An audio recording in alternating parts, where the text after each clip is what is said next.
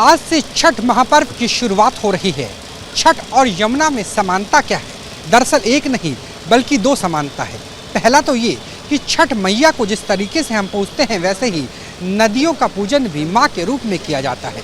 दूसरा, ऋग्वेद काल से लेकर के त्रिवेणी यानी गंगा, यमुना, सरस्वती और भास्कर को अर्घ देने की परंपरा सतत रही है, सनातन रही है। इस वक्त मैं यमुना के किनारे हूँ और यहाँ पर डिफॉग जो झाग खत्म करने के लिए रसायन है उसका इस्तेमाल लगातार किया जा रहा है। और आप देखिए जहाँ तक आपकी नज़र जाएंगी आपको सिर्फ झाग और झाग के अलावा कुछ भी नज़र नहीं आएगा।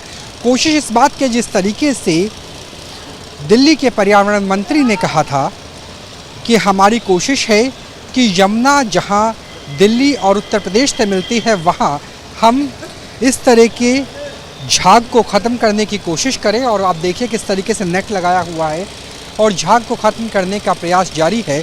और वही स्थिति हमें यहाँ भी नज़र आ रही है।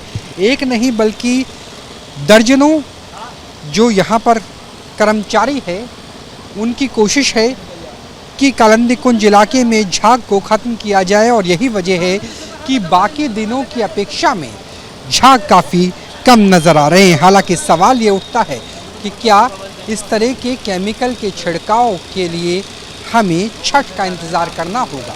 क्योंकि जब छठ महापर्व की शुरुआत हुई तब इस तरह के केमिकल का छिड़काव नज़र आता है, लेकिन बाकी दिन कालिंदी कुंज की हालत जस की तस बनी हुई नज़र आती है। आज से छठ महापर्व की शुरुआत हो रही है। छठ और यमुना में समानता क्या है? दरअसल एक नहीं बल्कि दो समानता है। पहला तो ये कि छठ मैया को जिस तरीके से हम पूजते हैं वैसे ही नदियों का पूजन भी माँ के रूप में किया जाता है। दूसरा, ऋग्वेद काल से लेकर के त्रिवेणी यानी गंगा, यमुना, सरस्वती और भास्कर को अर्घ देने की परंपरा सतत रही है, सनातन रही है। इस वक्त मैं यमुना के किनारे हूँ और यहाँ पर डिफॉग जो झाग खत्म करने के लिए रसायन है उसका इस्तेमाल लगातार किया जा रहा है। और आप देखिए जहाँ तक आपकी नज़र जाएंगी आपको सिर्फ झाग और झाग के अलावा कुछ भी नज़र नहीं आएगा। कोशिश इस बात के जिस तरीके से दिल्ली के पर्यावरण मंत्री ने कहा था कि हमारी कोशिश है कि यमुना जहाँ दिल्ली और उत्तर प्रदेश से मिलती है वहाँ हम इस तरह के झाग को ख़त्म करने की कोशिश करें। और आप देखिए किस तरीके से नेट लगाया हुआ है और झाग को ख़त्म करने का प्रयास जारी है। और वही स्थिति हमें यहाँ भी नज़र आ रही है।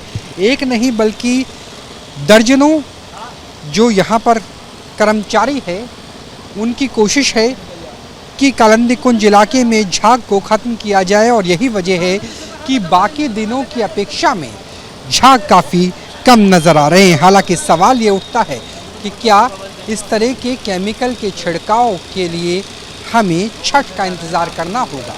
क्योंकि जब छठ महापर्व की शुरुआत हुई तब इस तरह के केमिकल का छिड़काव नज़र आता है, लेकिन बाकी दिन कालिंदी कुंज की हालत जस की तस बनी हुई नज़र आती है।